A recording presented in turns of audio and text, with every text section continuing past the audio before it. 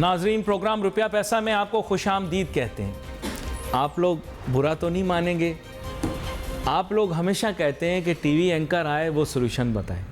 साहब, मैं एक छोटी सी बात कहना चाहता हूँ कि दांत के डॉक्टर से आंत का इलाज, आंत के डॉक्टर से दांत का इलाज कौन करवाता है? टीवी एंकर तो आपको सॉल्यूशन नहीं बता सकते ना। जो फील्ड में एक्सपर्टीज़ रखता होगा वो आपको बताएगा, जो मुकाबला कर रहा है हालात का वो आपको बताएगा। टीवी एंकर तो आपको नहीं बताएगा ना सॉल्यूशन। अब आप कहते हैं साहब, लोग आते हैं तनकीद करते हैं, टीवी एंकर सिर्फ शोर मचाते हैं, सॉल्यूशन नहीं बताते। भाई, हम कोशिश ये करते हैं कि सॉल्यूशन बेस्ड प्रोग्राम करें, आपको बताएं, लेकिन वो हम नहीं बता सकते। हमारे मेहमान बता सकते हैं, सब्जेक्ट एक्सपर्ट्स बता सकते हैं। प्रॉब्लम पाकिस्तान के साथ ये है कि हर पाकिस्तानी तसव्वुर करता है कि ही और she knows everything about everything. ये पॉसिबल है नहीं, नाउजुबिल्ला। तो हम कोशिश करते हैं प्रोग्राम के अंदर कि जो सब्जेक्ट मैटर स्पेशलिस्ट हो उससे पूछें। अब इकोनॉमिक ग्रोथ का क्वेश्चन आया है, लोगों ने बोला इकोनॉमिक ग्रोथ पाकिस्तान में कैसे होगी? तो इकोनॉमिक ग्रोथ के लिए या आपको इकोनॉमिस्ट बताएगा या वो शख्स बताएगा जो 3 की सेक्टर से बिलोंग करता है, यानी या इंडस्ट्रियल सेक्टर से बिलोंग करता है, मैन्युफैक्चरिंग सेक्टर से बिलोंग करता है, यानी या फिर वो सर्विस सेक्टर से बिलोंग करता है। ठीक है, मैं आपको वैसे बताऊं, या एग्रीकल्चर सेक्टर से बिलोंग करता है। ये 3 में से बता सकते हैं ना आपको। अच्छा, इसमें आप कहते हैं कि सर्विस सेक्टर की कंट्रीब्यूशन बहुत ज़्यादा है, उनको एक साइड पर कर देते हैं, सही है। अब रह गया एग्रीकल्चर, उसके ऊपर कितने प्रोग्राम किया आप गवाएं। अब इंडस्ट्रियल सेक्टर के ऊपर कोशिश करते हैं, मैन्युफैक्चरिंग सेक्टर के ऊपर कोशिश करते हैं, उस सेक्टर से या जो बंदा ऑन ग्राउंड काम कर रहा है उससे आपको पूछ के बताएं भाई सोल्यूशन क्या है। तो आज मेरे साथ बहुत ही अहम मेहमान शामिल गुफ्तगू हैं, जनाब सेनेटर अब्दुल हसीब खान साहब, जो कि मैं कहूँगी महारत भी रखते हैं अपने शोबे पर, अपने प्रोफेशन में अच्छा काम भी कर रहे हैं, बहुत प्रॉस्परस भी हैं और काफ़ी बड़े इंडस्ट्रीज भी हैं। वेलकम करता हूँ आपको शो में सर। बहुत बहुत शुक्रिया नियाज़ साहब। अब सेनेटर अब्दुल हसीब खान साहब, लोग मुस्तकिल बुनियादों पर टीवी एंकरों से, गैर मुतल्लिका अफराद से बोलते हैं कि साहब सोल्यूशन बताओ।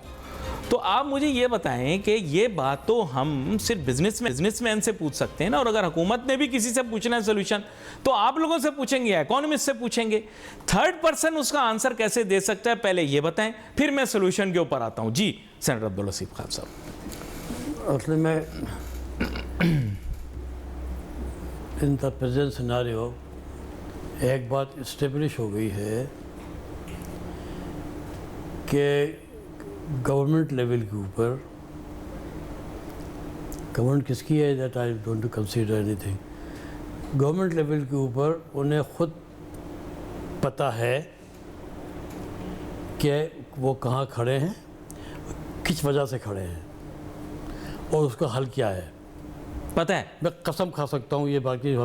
नंबर 1, मैंने ये बात कही, 3 बातें कही ना मैंने, इन्हें पता नहीं है कि जी, या पहले तो ये बात क्लियर कर लें, ये सवाल जवाब देने से पहले कि जी सारे इल्ज़ामात इस वक्त जो हैं वो IMF के ऊपर हैं कि IMF ने जो है वो ये कर दिया, IMF ने गर्दन दबा दी, IMF ने जो है वही कर दिया, गरीब की रोटी अगर छीन गई है तो वो IMF है, अगर ये हो गया है तो IMF है। सारे इल्ज़ामात लगा रही है गवर्नमेंट। इन तमाम सियासतदान जो प्लेयर हैं, जो बाहर भी बैठे हैं या अंदर बैठे हुए हैं, सब इल्ज़ाम लगा रहे हैं IMF के ऊपर। आप अच्छे एंकर हैं, मैं आपको पसंद करता हूं इसलिए कि आपका तज़किया बहुत अच्छा होता है। तो आपको पिछले सारे निकाल के देख लीजिए आप कि IMF ने कोई ऐसी बात की है कि जो कि पाकिस्तान के हुकूमतों को करना चाहिए था, जो उन्होंने नहीं किया, जो पाकिस्तान के हुकूमत को इकोनॉमी के डेवलपमेंट के हवाले से, इकोनॉमी को इम्प्रूव करने के हवाले से, पाकिस्तान के अवाम की लाइफ ऑफ जो ज़िंदगी उनकी है उसको बेहतर बनाने के लिए इन्होंने क्या करना है, इनको नहीं पता हुकूमत को। तो फिर वो आगे कहते हैं साहब आप अपना जो है वो डेफिसिट पूरा कीजिए, आपका बजट का डिसिप्लिन, वो कहते हैं मॉनेटरी डिसिप्लिन लेकर क्या गलत कर रहे हैं मॉनेटरी डिसिप्लिन। मैं तो उसमें बात कर रहा हूँ उर्दू में, हाँ। कि ये जो आपका डेफिसिट है, आपका बजट का खर्चा, उसका कर लो कि भाई जितनी आमदनी है उसके अंदर रहो। ये तो कोई घर में आपकी तनख्वाह 10,000 रुपये है और आप हर महीने 20,000 रुपये खर्च करोगे तो आपको हर 10,000 रुपये कौन देगा, करना पड़ेगा। कब तक देगा आपको? और देगा भी तो मैं कहूँगा आपसे, तो अगर मुझसे लेंगे आप साहब, आप तो अपने खर्चे कम कीजिए, या आपने आप पर एक गाड़ी थी, आपने 2 गाड़ी खरीद ली, आपके आप एक गाड़ी चलाने के काबिल भी नहीं है, आपको एहतियात करनी चाहिए थी, कहूँगा ना मैं, फिर पैसे दूंगा। वही IMF कह रहा है कि भाई तुम अपनी अय्याशी ख़त्म करो। एक गाड़ी एक जा रहा है मिनिस्टर, उसके पैसे 3 गाड़ियाँ आगे जा रही हैं, 3 पैसे जा रही हैं। बड़ी बड़ी आपने 1800 सीसी 2800 सीसी बड़े बड़े आपने वो जो होते हैं ना डाले हाँ मैं समझ गया। तो इन्हें नहीं पता कि ये कम करेंगे तो आपका डिफिसिट कम हो जाएगा, बजट का खसारा कम हो जाएगा, बजट का खसारा बात है। और ये सारी अय्याशी कर रहे हैं। लेकिन मैं जब कहते थक गया हूँ, आप ही के टीवी पर नहीं और जहाँ भी जब भी कहता हूँ थक गया हूँ कि भाई खुदा के वास्ते जुर्म है अगर 4% से कम आपने रखा बजट हेल्थ का और 4% से कम रखा आपने एजुकेशन का, तो ये इंतहाई बदतरीन जुर्म है। इसकी हर आदमी को वहाँ सज़ा मिलेगी अल्लाह मियाँ के यहाँ, कि तुमने एक आदमी को पूरी कौम को जाहिल बनाया और बीमारी बनाया। तो एक जाहिल आवाम में अगर हों और बीमार भी हों, उसको आप कौम कहेंगे क्या? तो भाईजान हर चीज़ पता है गवर्नमेंट को। गवर्नमेंट पता है कि ये डॉलर कैसे एकदम ऊपर चला गया, एकदम नीचे गिर गया। नहीं, लेकिन आपकी कैच फ्रेज तो ये था कि आपने कहा कि उनको ये पता है कि यहाँ क्यों है, किस वजह से हैं, लेकिन आपने साथ कहा कि इससे निकलना किस तरह से ये भी पता है उनको। पता है ना, कैसे पता है? भाई पता है कि भाई आपके पास आमदनी कम है, हाँ, खर्चा ज़्यादा है, तो खर्चा ज़्यादा कौन से हैं वो पेन डाउन कर लो। यानी सोल्यूशन इनको पता है। अब खर्चे कौन से ज़्यादती कर रहे हैं वो इस मुल्क के साथ, इस मुल्क के गरीब अवाम के साथ, ये उनको पता है। ये उनको पता है कि लिस्ट लिखी हुई है भाई कि ये हमारी अय्याशी वाले आइटम है, तो उसको इम्पोर्ट बंद करो। अगर आपके बड़ी गाड़ी मांगे आप दे रहे हो, अपना साइज आपका कैबिनेट का 15 आदमी रखो अपने कैबिनेट के अंदर, क्या जरूरत है 80 करने की या 70 करने की? इनकी तनख्वाहें, इनके मराहत, इनके सिक्योरिटी, ये सब मिला के आपने अय्याशी की इंतहा की हुई है यार। और भाई और खामोश हैं और सब इल्ज़ाम IMF ने कहा है पेट्रोल बढ़ा दो, IMF ने कहा ये कर दो, IMF का ये कर दो, ये कर दो। IMF पे इल्ज़ाम है, IMF से ये कह रहा है कि भाई अपने औकात में रहो, पर ये कहा है उसने उर्दू में, तो वो समझते सख्ती से कहा है जो भी कहा है। वो कहा है इंग्लिश में उन्होंने। वो सच कह रहे हैं, वो कह रहे हैं वो जो दुनिया में हो रहा है, जो दुनिया में होता है, हर मुल्क के साथ होता है। लेकिन वो कह रहे हैं कि हम जो कह रहे हैं आपको, ये करने से गरीब को फायदा पहुंचाओ, गरीब को फायदा होगा। आप मुझे बताएं वो वाला इल्म वो समझ नहीं आया मुझे। ये बता दीजिए, आप मुझसे बेहतर समझते हैं, डायरेक्ट और इनडायरेक्ट टैक्स, ये 2 टैक्स हैं जो आप लगाते हैं, डायरेक्ट और इनडायरेक्ट जब आप लगाते हैं ये गलत है। ये कम से कम आपको लगाना चाहिए। आपका रेशो डायरेक्ट टैक्स का ज़्यादा होना चाहिए, यानी 65-35 मान गए, 65-35 मान गए, ये तमाम दुनिया का है। एक एवरेज जो है दुनिया का 65 डायरेक्ट टैक्स है, 35। देखो सर, हमारे यहाँ लोग देते नहीं। एक में खाली एक बात कहूँ, जितना सेल टैक्स आप लगाएंगे वो डायरेक्ट गरीब की जेब में जाएगा, हसीब खान की जेब में नहीं जाएगा, क्योंकि हसीब खान तो पास ऑन कर देंगे, वो गरीब आदमी उसको बोझ पड़ेगा उस पर, गरीब आदमी पे करेगा वो जितना। लेकिन लोग देते नहीं है ना, टैक्स नहीं देते ना लोग, फिर तो, पेट्रोल से ले लेते हैं, फिर गवर्नमेंट जो है GST से ले लेते हैं, फिर गवर्नमेंट जो है FBR को बंद करके किसी प्राइवेट को ठेका दे दे, खत्म हो जाएगा हर चीज़। नहीं चला सकती गवर्नमेंट का FBR ऐसा चला रहे हैं कैसे? मैंने आपके टीवी पे आप निकलवा रही तमाम चीज़ें, मैंने आपको कई प्रोग्राम में मैंने कहा है कि आप इनडायरेक्ट टैक्स लगाइए, तमाम हर इनकम के ऊपर टैक्स लगाइए, नो एक्सेप्शन। डायरेक्ट लगा दें हम कह रहे हैं, डायरेक्ट आप अपना बढ़ाइए। और मैंने ये भी कहा है आपके टीवी में कि आपको you should not increase sale tax more than 7.5%। आप सब जो 18% में जा रहे हो आप, साहब कम होगा तो 1% और बढ़ा देंगे। आसान है ना, आसान है। 7.5%। और सर जल्दी अब क्या करते हैं सारे आइटम पे? सर IMF कह रहा था जल्दी करो ना, कहाँ से करते जल्दी? सवाल किया था, मैंने आपको जवाब दे दिया कि गवर्नमेंट को पता है।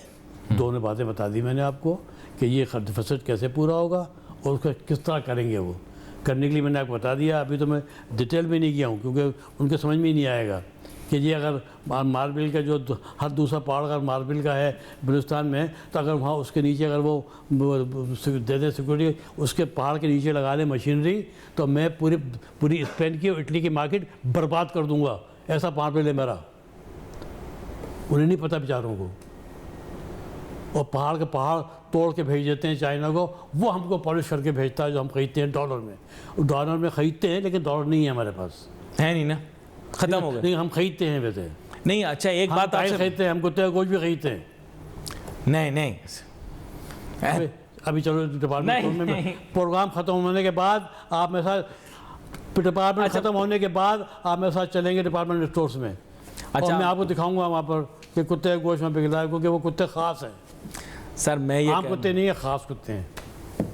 अच्छा मैं आपसे ये पूछना चाह रहा हूँ कि जनाबे वाला ये मामलात जो हैं अब इनको हल करने के लिए आपका अपना पर्सनल सोल्यूशन क्या है? बात यह है कि सेनेटर साहब इसमें फिर ये चलें अब डॉक्टर अल मारूफ ही सही, क्योंकि यहाँ पर तो आपको पता है पाकिस्तान में तो अताई डॉक्टर भी बहुत कुछ कर जाते हैं।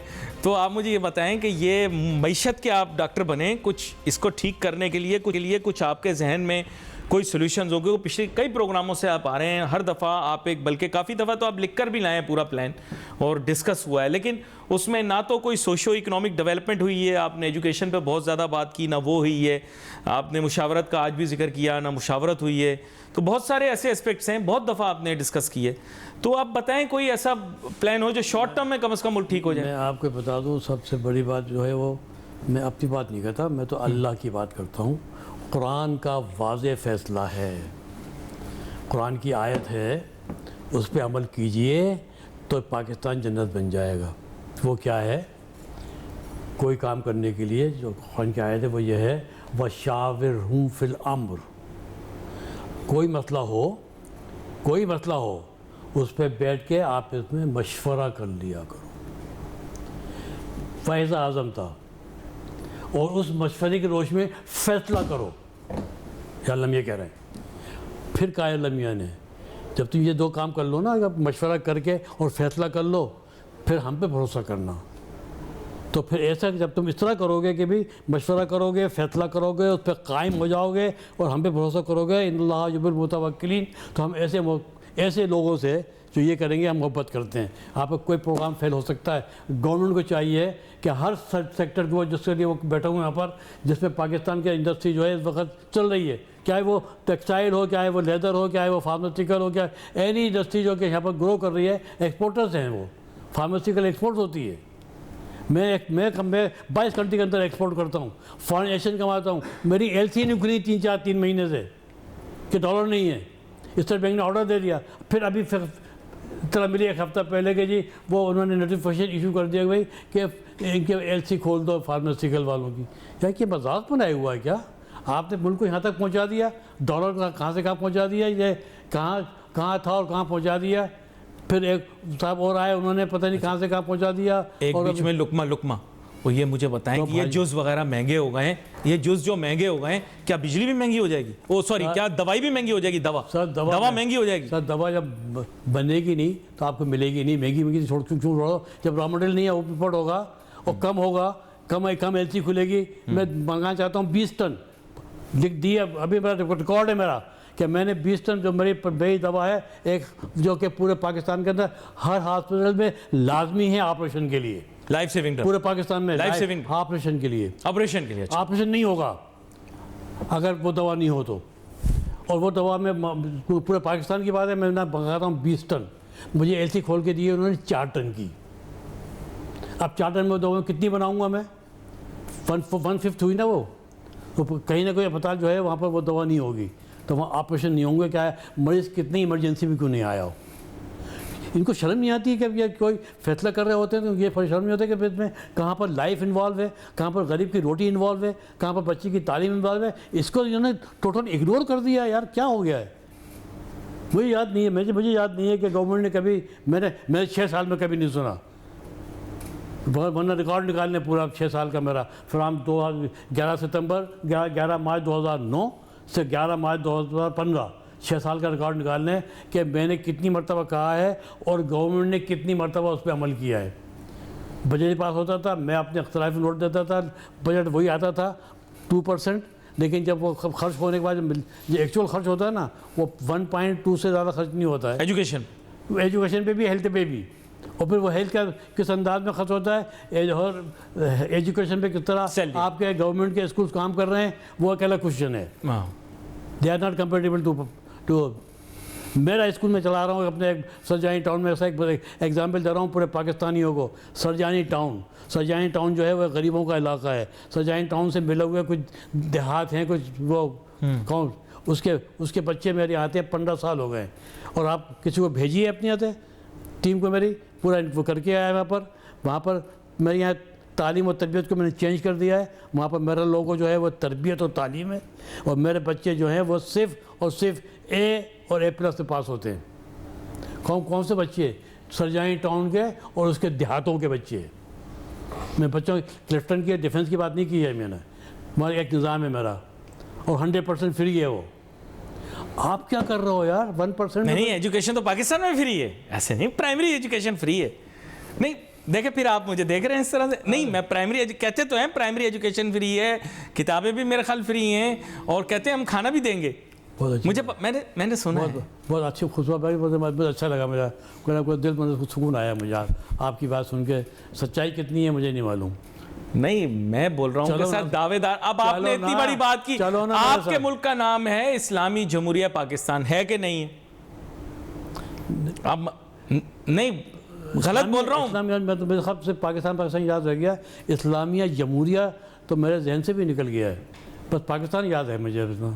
देखें, तालीम जो है बुनियादी हक हो गया, सेहत भी बहुत सारे ममालिक ये कहते हैं कि सेहत भी बुनियादी हक है इंसान का। ये दो शोबे आप कब से कह रहे हैं इस पे? ये नहीं है, पाकिस्तान का कानून जो है ना फिर सब ख़त्म कर दो। अगर आप एक पहला कानून जो आपका है, अगर आप उस पर अमल नहीं कर रहे, जो आपका प्रीएम्बल भी है कानून की, जो आपकी किताब है इतनी मोटी, उसमें क्या लिखा हुआ है? गरीब के लिए सिर्फ लिखा हुआ है कि आपने उसको रोटी देनी है, छत देनी है, दवा देनी है, तो तालीम देनी है। पाबंद है, ये रियासत पाबंद है, ये पहला है आपका। और आप उस पर खुद ही तज्जिया कर लिए, मुझसे पूछने की जरूरत ही नहीं है। नहीं, फिलहाल नोटू नहीं है, कुछ अरसे बाद कर देंगे। हाँ 72 साल हो गए, 72 साल और देखते हैं, फिर आप जिंदा होंगे, मैं तो नहीं होऊंगा। नहीं, अल्लाह आपको भी सेहत दे, अल्लाह जिंदगी दे, अल्लाह मुझे सेहत दे, जिंदगी दे। लेकिन मैं आपसे जब जानना चाह रहा हूँ, देखिए मेरी बात तो समझें आप बात को। मैं कह रहा हूँ कि चैलेंजेस हमारे इकोनॉमिक नोयत, जिसे बजट कहते हैं, बजटरी डेफिसिट है। एक मैं आपसे बात पूछता हूँ, बजटरी डेफिसिट में आपको मुझे बताना पड़ेगा ना भाई, आप ताजिर सनतगाह टैक्स आप ज्यादा दे रहे हैं, आप कहेंगे इसमें प्रोडक्टिव एलिमेंट कहाँ है? पूछेंगे ना प्रोडक्टिव एलिमेंट। मैं भी आपसे 100 रुपया लूंगा, आप मुझसे पूछेंगे यार 100 रुपया कहाँ खर्च किया? आपको 2 काम करने हैं। एक आपकी जो है इंडस्ट्री और मैं एग्रीकल्चर को अलग अलग नहीं करता, नहीं कर रहे, एक अलग नहीं करूंगा, क्योंकि एग्रीकल्चर और इंडस्ट्री मिलकर आपकी इकोनॉमी प्रोडक्टिव सेक्टर ज़्यादा ये 2 हैं। पाकिस्तान का जो ज़मीन है, मैं तो ओपन बात कर रहा हूँ ना, तो कोई मैं चैलेंज क्यों नहीं करता? पूरी दुनिया में सबसे ज़्यादा ज़रख़ीज़ ज़मीन है। आपकी ईल्ड आज तक जो है जब से बनी हुई ना, वो 1 टन पे 1 टन अगर है तो वही है, और कम हो जाएगी अगर खाद नहीं डाला आपने तो। और बाकी ममालिक जो है नाम की जरूरत नहीं है, पड़ोसी भी आपका 8 टाइम्स हो गई है। 1 टन था, अब 8 टन हो गया है। हो गया ना सर जी। हमारे यहाँ जो है उनकी सीट आपसे ज़्यादा अच्छी है कि नहीं? और अब हमारे जो है शर्म के हमारे डूब बढ़ना चाहिए। अगर आप जो है वो अपना गेहूँ और चावल और दालें और आप ये चीज़ें प्याज या आप इंपोर्ट करें तो डूब मरना चाहिए। अच्छा, मैं एक और मासूमाना सवाल आपसे पूछूं, और ममालिक में डैम बनते हैं, एहतिजाज इस बात पर नहीं होता कि ये डैम बन रहा है इसकी कोई सियासी वजह है? ज़्यादा से ज़्यादा डैम बनने के ऊपर एहतिजाज ये होता है कि भी वाइल्ड लाइफ को नुकसान होगा या कोई हिस्टोरिकल साइट जो है उसको नुकसान होगा। आपके मुल्क के अंदर डैम बनने लगता है, लोग अगर मगर के अंदर इतना टाइम ज़ाया कर देते हैं, बंदा चला जाता है, 10-10 रुपये ले लिया आपने, डैम नहीं बनाया हमारा। डैम तो किसी गलत बोल रहा हूँ? डैम तो किसी ने बनाया, ना फौजी ने बनाया, ना सिविलियन ने बनाया। कितने फौजी आए गुजर गए, डैम बना आपका। कालाबाग डैम पे क्या कुछ नहीं हुआ सर। तो आप पिछली हुकूमत आई, उसने कहा हम छोटे बहुत सारे डैम बना देंगे, क्या हुआ उससे? कोई फायदा नहीं हुआ भाई। आपका नहरी निज़ाम है ही नहीं। तमाम पानी जो है पूरे मुल्क का मिल के वो देहातों में कुछ लोगों को मारता हुआ चला जाता है, बहता हुआ पानी वहाँ पर ना अपना समंदर में। हाँ बिल्कुल अनचेक निकल गया। ये नहीं है कि साहब वो किसी नाले के थ्रू जा रहा है समंदर में, ना पानी तो सैलाब के सर में गांव के बहता हुआ। आपको पता है जब ये बोला ना कि ये कंट्रोल करो, तो कहते हैं अगर हम इसे कंट्रोल करेंगे तो वाटर लॉगिंग हो जाएगी और पानी जो है समुद्र का वापस अंदर आ जाएगा, इसलिए हम डैम नहीं बनाएंगे। तो सर इंडिया वाले भी फिर नहीं बनाए, इंडिया वाले भी बनाना छोड़ दें। पानी तो वैसे ही समुद्र में जा रहा है, बस बात इतना ही खाली कि वो गरीबों की बस्ती को रोनता हुआ जाता है, तो बर्बाद करता हुआ। पानी जा तो समुद्र में ही रहा है। इस दफा भी क्या हुआ, सारा सैलाब का पानी हो गया। यही हुआ। तो फिर मैं तो ये आवाज़ कर रहा हूँ भाईजान कि अपना सिर्फ किबला ठीक कर लो। और भैया मैं कहता हूँ कि यार मुसलमान ऐसा नहीं होता, ईमान वाला। हाँ मुसलमान तो ऐसे ही होते हैं जैसे बता रहा हूँ, लेकिन ईमान वाला ऐसा नहीं होता। And there is a difference between ईमान वाला एंड ईमान वाला और मुसलमान। अच्छा मुझे ये तो बताएं, ये आपको याद होगा मुशर्रफ साहब के दौर में उन्होंने बोला हम कैनाल बनाएंगे, पानी ला के स्लोप के ज़रिए रेगिस्तान में छोड़ देंगे या ऐसी जगह पे छोड़ देंगे जहाँ पे पानी नहीं है। तो वो कैनाल तक तो आपने बनने नहीं दी, वो कैनाल तक तो बनने नहीं दी, डैम क्या बनाएंगे आप? बनने नहीं दी, ये तो मैं मान लूँगा अगर आप सिविल हुकूमत से बात करेंगे। लेकिन अगर आप बात कर रहे हैं तो मुशर्रफ साहब तो अल्लाह उनको आप दुनिया में नहीं रहे सर, माफ़ करें, आप वो नहीं है। लेकिन अगर मुशर्रफ साहब भी नहीं बना सके नई निज़ाम या अपना कावला बाग डैम या कोई भी आप छोटा मोटा डैम नहीं बना सके, तो फिर आप खुद सोच लीजिए अगर मुशर्रफ नहीं बना सके तो कोई माशाल्लाह इतने लगे आप। सर आपको बुरा नहीं लगता जब आप ये गूगल मैप आ गया है, अब जब आप नक्शा खोलते हैं और आप ये देखते हैं कि हिंदुस्तान जो है पूरा हरा हो गया और पाकिस्तान जो है सिर्फ जहाँ दरिया बह रहा है वहाँ पर हरा है, तो आपको दुख नहीं होता? उन्होंने कैसे बना लिए डैम? उनके यहाँ तो हर कहते हैं 50 मिनट में जुबान बदल जाती है। उनके यहाँ नहरों का जाल होता है, वो कनेक्टेड होते हैं ना, किसी न किसी डैम से कनेक्टेड होते हैं, वहाँ से पानी आगे जाता है, वहाँ दूसरा पानी मिल रहे होते हैं और इसका एक निज़ाम है। नाम बना दिए और अभी बनाए हैं बहुत सारे, अभी बनाए हैं डैम, आपको पता है बहुत सारे डैम अभी बनाए इन्होंने। उनके बाद वो डैम भी है कि पानी बंद करते हैं तो आप चीखने लगते हो ज़रा ज़्यादा, फ़ौरन कर सकते हैं वो क्या? पानी आपका जवाब पे चीखते ही है यार आपके तो सुनो। और फिर जब मर्जी चाहे खोल भी सकते हैं, यही है, ज़्यादा भी खोल सकते हैं ताकि आपके ओवरफ्लो हो जाए। तो हमारे लोगों की तैयारी नहीं है, कंप्रोमाइज गलत जगह पर हुई हैं। भाईजान मैं फिर कह रहा हूँ आपसे, ये मुल्क अल्लाह ने नहीं बनाया है ऐसा कि आप जो है इन चक्करों में जो आपने डाला हुआ है पूरे मुल्क को, IMF आप बातें करते हैं यार, अल्लाह के वास्ते इस मुल्क में यार दौलत के पूरी मुल्क तो कौमियतों में पड़ी हुई है, आपको भी पता है मुझे इकोनॉमिक डेवलपमेंट क्या होगी। मेरा मुल्क जो अल्लाह ने बनाया है वो दौलत से माला माल मुल्क है। मैं कसम खाता हूँ कि ये पाकिस्तान से ज़्यादा मालदार मुल्क पूरे दुनिया में नहीं है आज भी, इतना लूटने के बाद भी। इसको फिर अभी भी ठीक कर सकते हो यार, अपना किबला ठीक कर लो, इंसान बन जाओ। आप बंदा ठीक ला दो, काम हो जाएगा। आप बंदा ठीक ला दो, आप बंदा बता दें को। सर देखें ये बात आपने गहरी बात की, रिसोर्स इज यूजलेस विदाउट। आपने ये बात कही है तो मैं फिर दरख्वास्त कर दूं इसी हवाले से कि प्लीज़ मैं हाथ जोड़ कर अर्ज़ कर रहा हूँ, जो मेरी यूथ है ना 62% जो वोटर है उसमें से मेजॉरिटी ऑफ वोटर्स ख्वातीन एंटरप्रेन्योर्स, इनकी भी एक प्रोपोर्शन है। ये दोनों कहाँ हैं इलेक्शन प्रोसेस में, कहाँ हैं भाई? ये शादी के बाद बच्चों के पोतड़े धो रही हैं। ये कैसे 30 खवातीन शादियों के बाद बच्चों के पोतड़े धो रही हैं। कितने परसेंट जो इलेक्शन में होते हैं तो कितने परसेंट वोटर वोट डालते हैं अंदाजन? बहुत कम, छोटी परसेंटेज होती है, 38%, नॉट मोर देन दैट। बाकी किधर है ये नौजवान? आपका प्रोडक्टिव कैसे बनेगा सेनेटर अब्दुल लतीफ खान साहब, जब हमारी कौम ने आंखें बंद की हुई है? 64% नहीं यार, सिर्फ आपने कह रहे आंखों में आंखें डालने वाले कहाँ हैं? 62%।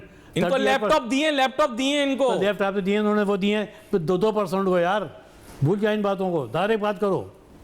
जब तक कि ये यूथ और ख्वातीन अपना ईमानदारी के साथ लैपटॉप दिए, रक्षे दिए इनको। आप लैपटॉप दे दो, मोटरसाइकिल रक्षे दिए, मोटरसाइकिल ले लो, उससे कोई सिलाई मशीनें। तो जब तक ये करोगे तो फिर बात ही नहीं कर। आप अपना ये प्रोग्राम छोड़ो, कोई और प्रोग्राम लगाओ एंटरटेनमेंट वाला यार। नहीं तो गलत बोल रहा हूँ क्या? नहीं दिए इन्होंने, कहते हैं अपनी तरफ से, कहते हैं हमने प्रोग्राम दिए। अगर दिए हैं तो वो भी कोई 1% क्या, आपने आधा % लोगों को भी नहीं दिए हैं। शोर ज़्यादा हुआ है कि उन्होंने बड़े बांट दिए, तो ये कोई बांटना, कोई खराब बांटना को वो बताई जाती है क्या?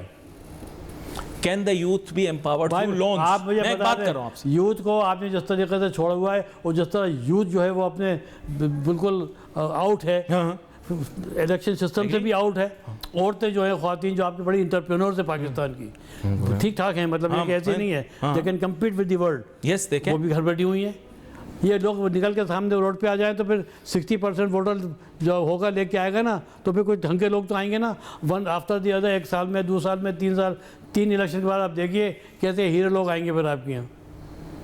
आप कह रहे हैं कि अगर इंक्लूजन होगी तो मामलात में बेहतरी आएगी। जी। आपने सियासतदानों को भी हाईलाइट कर दिया, सेनेटर अब्दुल हसीब खान साहब, आपने बता दिया कि गवर्नमेंट के अंदर भी क्या कमज़ोरियाँ कहाँ कहाँ एग्जिस्ट करती हैं, सिस्टमिक इश्यूज़ भी बता दिए, बजट में एलोकेशंस का चैलेंज भी बता दिया, इंक्लूजन के जो चैलेंजेस हैं वो भी बता दिए। सर एक बात पूछूंगा, ज़रा मुश्किल है, आपकी फ्रेटर्निटी वाले नाराज़ हो जाएंगे, आपकी बिरादरी वाले नाराज़ हो जाएंगे, बिजनेसमैन इंडस्ट्रियलिस्ट के ऊपर भी तो एक बहुत बड़ी जिम्मेदारी इकोनॉमिक डेवलपमेंट की। क्या पड़ोसी मुल्क के अंदर उस बिजनेसमैन ने ये अपने कंधों पे जिम्मेदारी नहीं ली हुई? क्या उनके एनआरआई ने नहीं जिम्मेदारी ली हुई? क्या इसी तरह हर तरक्की याफ्ता मुल्क के अंदर क्या वहाँ की बिजनेस और इंडस्ट्रियल लीडरशिप ने ये जिम्मेदारी अपने कंधों पे नहीं ली हुई? कोरिया की आप तरक्की की कहानी सुन लें, जापान की तरक्की की कहानी सुन लें, इवन के चाइना जो कि कंट्रोल्ड इकोनॉमी है उसकी भी अगर आप कहानी सुन लें, थोड़ा सा बोझ तो यहाँ ताजिर सनतकारों पर भी आएगा ना, कि नहीं? ऐसी आपसे कह रहा हूँ। अब मुझे रास्ते में बीच में काटिएगा मत मुझे, आप सिर्फ एक बात सुन लीजिए खाली, उसके बाद जो मैं कहूँ वो भी सुन लीजिए। हाँ, सुनूंगा। जो आपने कहा है तो ये समझ लीजिए कि ये शायद आपको इल्म नहीं है कि अगर पाकिस्तान चल रहा है इस वक्त और आपको अगर कुछ पैसे मिल रहे हैं तो वो आपको जो मिल रहे हैं वो कॉर्पोरेट वर्ल्ड से मिल रहे हैं। बहुत चोर हैं, डाकू हैं, हम लोग लुटेरे हैं, हम सब कुछ कर रहे हैं, लेकिन पैसे कौन देता है तुमको? हुकूमतों को। अगर हुकूमतें चोर हुकूमतें पहले, अभी तो नहीं है, अब तो सब बिल्कुल धुले हुए हैं बिल्कुल। हमने तो, मैं तो पीछे बात कर रहा हूँ, पीछे रहा, बड़े ख़राब हुकूमतें आई यार, तोबा कितने चोर थे कि समझ में नहीं। अब तो खैर माशाल्लाह बिल्कुल दूध के धुले हुए हैं भाईजान। हमने अभी भी पैसे हम देते हैं, और हमसे मुराद मेरी कराची, अभी भी आप तो कराची बैठे प्रोग्राम कर रहे हो ना, कराची पैसे देना बंद कर दे, इंडस्ट्री वाले पैसे देना बंद कर दे, तो गवर्नमेंट उसी दिन जो है ना वो यहाँ पर आ जाएगी ज़ीरो के ऊपर। दूसरे मुल्क जिन्होंने आपको उधार दिया ना वो आके कब्जा कर लेंगे। भाई हम पैसे देते हैं, आपने हमारी इंडस्ट्री को गले घोटा हुआ है, फिर भी कमा के दे रहे हैं, आपको दे रहे हैं ना। ये कोरंगी इंडस्ट्रियल एरिया में बैठे हैं आप, एक एरिया इंडस्ट्रियल एरिया पूरे पाकिस्तान में, एक यहाँ पर वहाँ पर हज़ारों है ना, इससे हम 30 करोड़ रुपए पर डे टैक्स दे रहे हैं इस ज़मीन से, सिर्फ कोरंगी। आप कहते हैं कोरंगी, तो आप यहाँ पे आप कोरंगी बैठे हो ना, मैं भी कोरंगी का मैं चेयरमैन भी रह चुका हूँ एसोसिएशन का। पूछ लें हुकूमत से, कहो कि भाई बताए FBR, आपको टेलीफोन करके बताए FBR कि ये कोरंगी की पूरी इंडस्ट्री से कितना पैसा आता है, तो 30 करोड़ प्लस ही तो होगा, 30 करोड़ माइनस नहीं होगा। हम अभी दे रहे हैं, तो ये भूल जाओ। गवर्नमेंट का काम सिर्फ ये है, मैं बता दूँ आपको, मैं आपको, अब आप क्योंकि प्रोग्राम मुझे पता है ख़त्म करने के मूड में आप आ गए, तो मैं आपको सिर्फ आपको एक सोल्यूशन दे दूँ मैं आपको। अब आप इसको डायरेक्ट अरबाब इक़्तिदार तक पहुँचाइए, अभी पहुंचा दीजिए, बाद में भी उनको रिमाइंड कीजिएगा। और नहीं, आपका प्रोग्राम वैसे भी शौक से देखते हैं, और जो बातें आपकी उनको अच्छी नहीं लगती, देखते हैं। जो भी इकोनॉमिस्ट हैं पाकिस्तान के, अगर हुकूमत समझती है कि उनको कोई अकल है, मैं समझता हूँ कि मेरे इकोनॉमिस्ट जो हैं वो वर्ल्ड रिकाउंड इकोनॉमिस्ट हैं।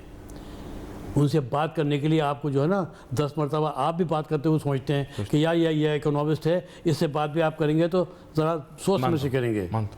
एक वो रह गए। तो आपने अगर इकोनॉमिस्ट जो आपके हैं ना उनसे बात कर लिए, जो मैं कह रहा हूँ, जितनी जल्दी मुमकिन हो, जब हालात को आपने बेहतर करना है तो आपने हमेशा अपना, देखिए इंडस्ट्री आपकी क्या इंडस्ट्री भी है, लेकिन आपकी जो थी ये एग्रीकल्चर थी। पाकिस्तान जो था वो एग्रीकल्चर कंट्री जी।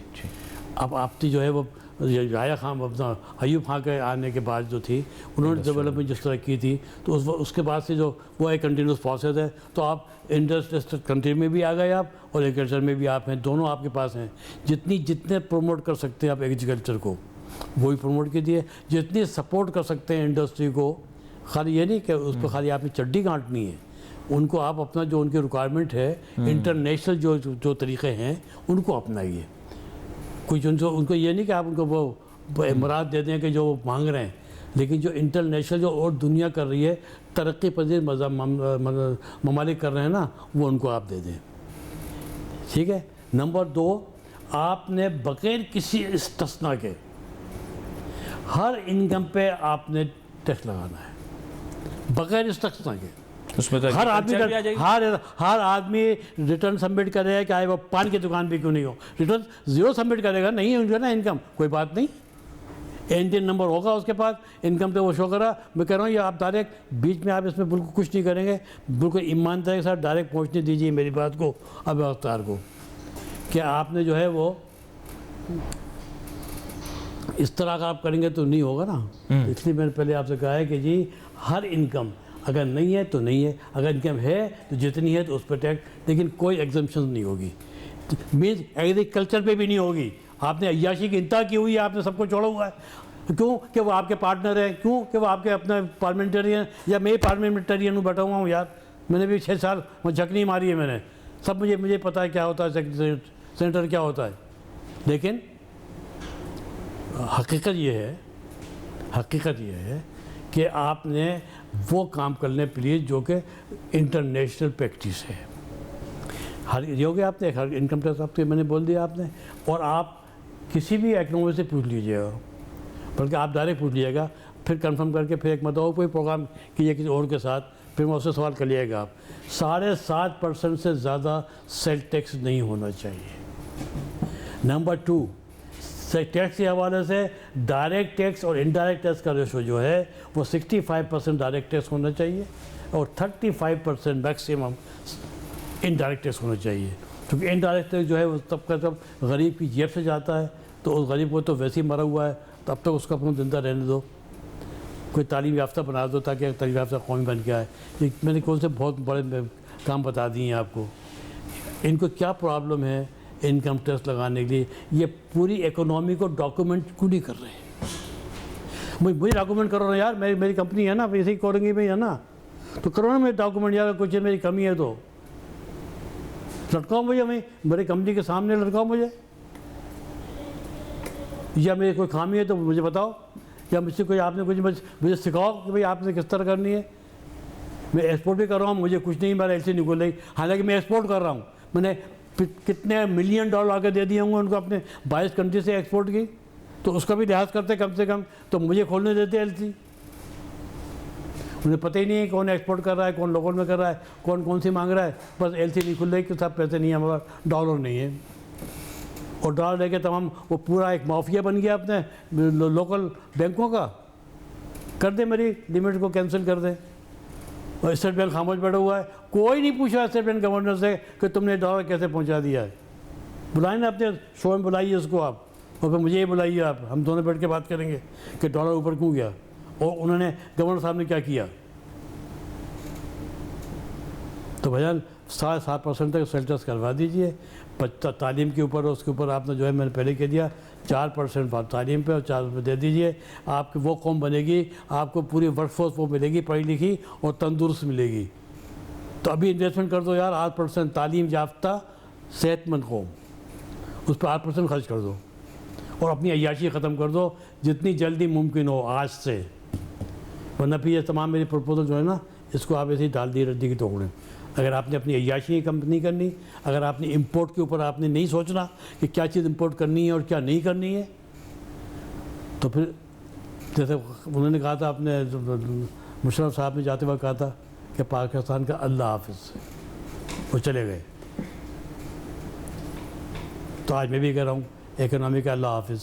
अगर आपने अभी भी अपनी अय्याशियाँ, अनड्यू एक्सपेंसेस और इम्पोर्ट, जब तक आपने इसको कंट्रोल करके नीचे लेके नहीं आएंगे, आप कितनी अपनी आमदनी बढ़ती जाएंगे, वो ज़ीरो होती जाएगी, तो फिर आप तो वहीं रहे ना। फिर तो अपनी इस रिजर्व को जो आप अपने बढ़ाएंगे और इंडस्ट्री आपको कमा के देगी, और आप उसको जितनी मुराद देंगे उससे बेहतर अपने वो करेगी। आपको सिर्फ देख लें कि पड़ोसी मुल्क में क्या है, उससे 5% कम दो हमें।